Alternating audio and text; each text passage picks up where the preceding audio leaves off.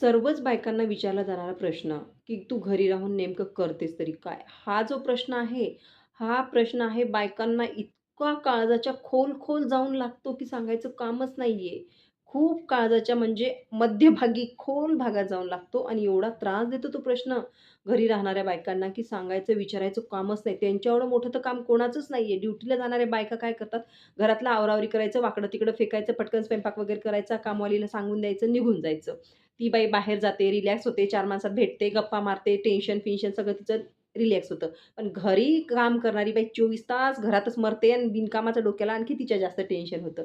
कारण हिला बोलायला वगैरे कोणी नसतं, ही बाहेर जात नाही, काहीच नाही.